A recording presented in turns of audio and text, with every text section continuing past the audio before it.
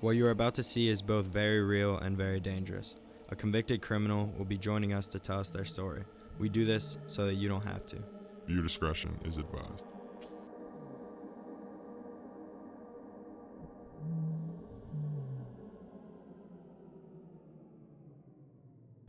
So we want to welcome Tony to Chronicles of the Convicted. Tony, welcome.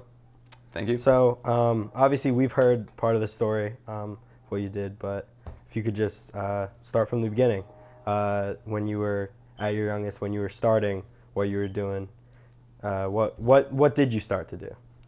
When I was 24, I was approached by people I worked with, and we'd been chilling outside of work. We worked at a restaurant together for about a year, and we were all like-minded individuals, smoked together, chilled together, became pretty good friends. And we started to go in together on a significant amount of weed, and that was the first sort of trust test that we had together.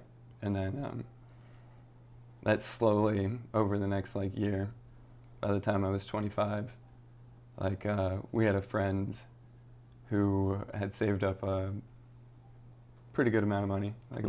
Yeah. maybe 150K at that time. Okay.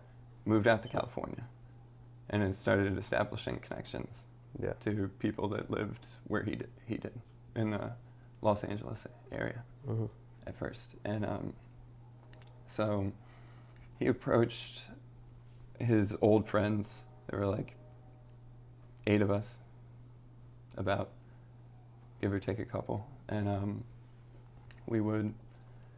he proposed that we would pool all our money together. And he would seed with 150K to start.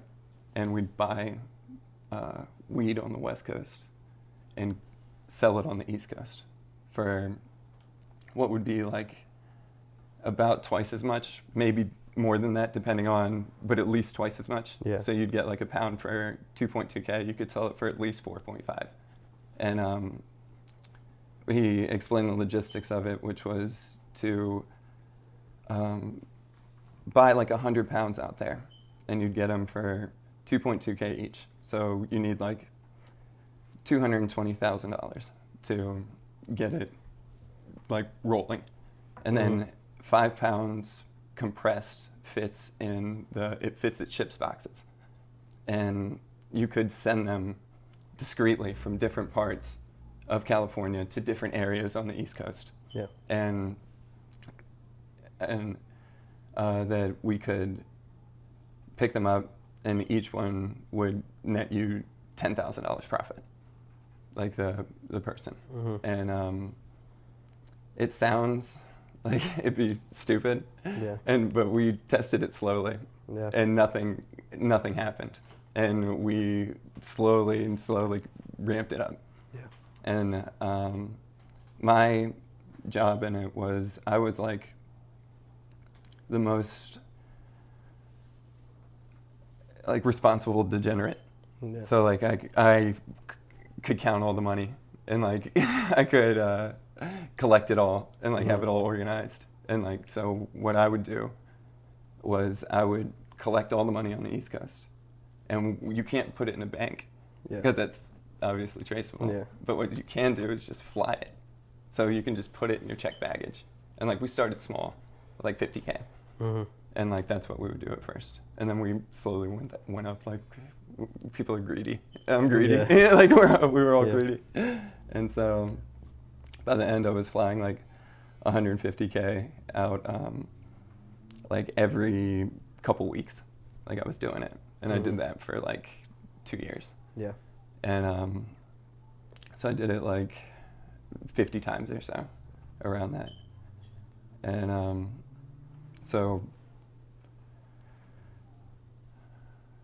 So you did it, you said 50 times in 2 years? So you Yeah. started when you were 24.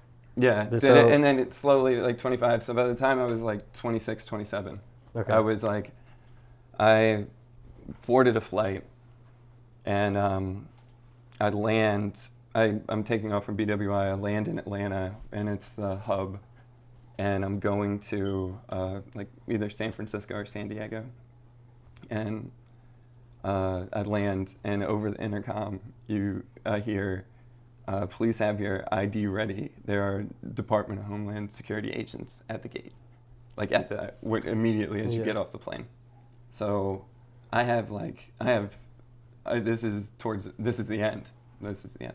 So I have like 150,000 on me if you count the checked baggage and also what's in my backpack.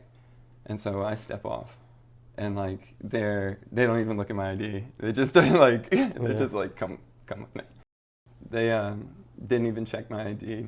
They took me and put me in a SUV, and it was like blacked out. It looked like some Jack Bauer shit. I was like, I was like, I would get trashed, like absolutely. I was a severe alcoholic. I would get hammered before these flights, and like I would drink as much of a Crown Royal Fifth as I could, like while like getting ready to. Once I'd parked in the airport while getting ready to fly, because I wouldn't drive again. So I was like, fuck it. I might as well be drunk and fall asleep. I'd just be smelling like straight whiskey.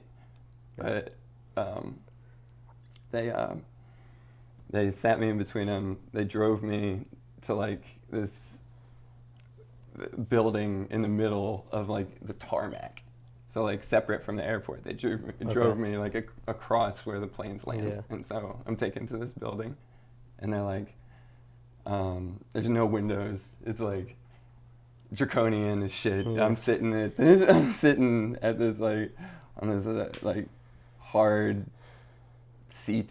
The table sucks. It just and they asked me how much money was in the bag, and I had previously like done my research and knew that if it was 10,000 or less, you didn't have to explain where it was from, and you can. And so I was like, I don't know, it's like 10,000 or so. Yeah. And they started laughing, and they had counted it, and they were like, it's like $140,000. I was like, sounds about right. Yeah. Like, how'd you get it? And I once again had rehearsed a lie in case this had happened. I was like, I had saved it up from being a waiter. I just never bought anything.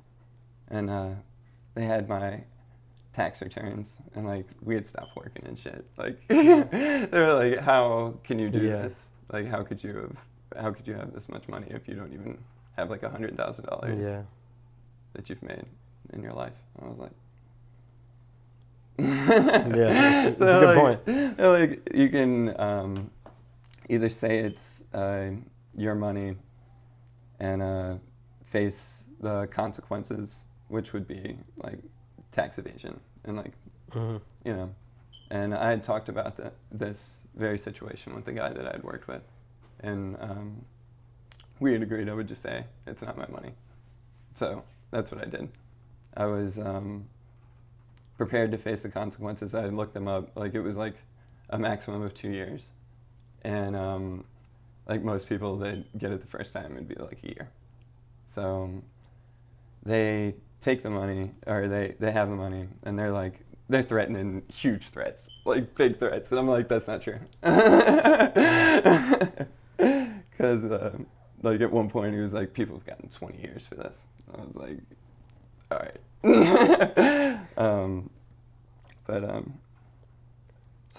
I told him it wasn't mine. Yeah. So this was your about 50th time, whatever. Yeah. So you had done this obviously before. Yeah, many times. Too many times. Yeah, varying amounts of money. So obviously, I'm assuming, did you feel afraid of this like happening before? I was stressed out, like at first when I would fly, but you just get used to it. Yeah. And I would just be like, nothing has ever happened. Yeah. So why would it happen this time? Yeah. It's like once you've done it like 20 times, it's like the first like 10 maybe are nerve-wracking. You're like, you kind of walk funny, but then afterward, I was comfortable as shit with it. Like I knew I wouldn't lose any of the money. Yeah.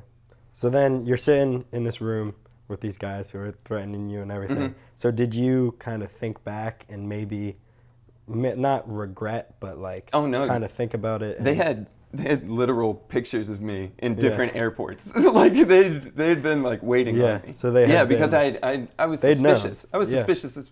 I was Yeah, absolutely. suspicious.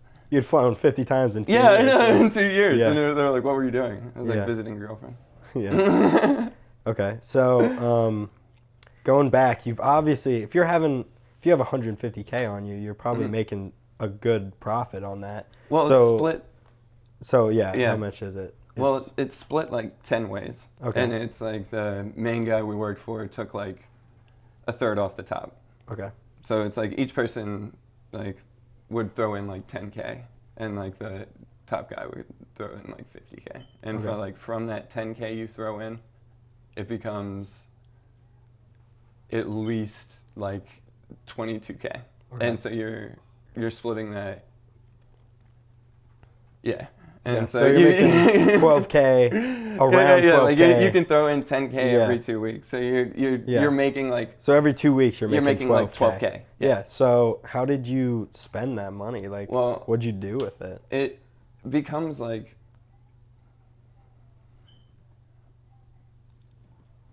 the majority of how I spent it